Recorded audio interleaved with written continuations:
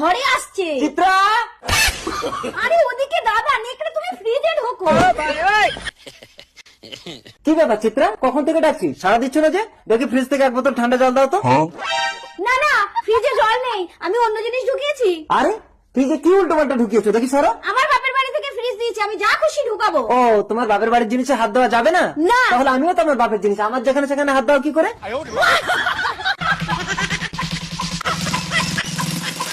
এই সরো তো, ফ্রিজে কি ঢুকিয়েছো দেখি। আগে নেকড়েকে বাঁচাও, নইলে তোমার জেল হয়ে যাবে। ও, তাহলে বাপের বাড়ির জিনিসে এইসব ঢোকাতে হয়? সরো সরো সরো। रुको जरा। দেখি হাতটা ধরে টানো তো, টানো, টানো, টানো।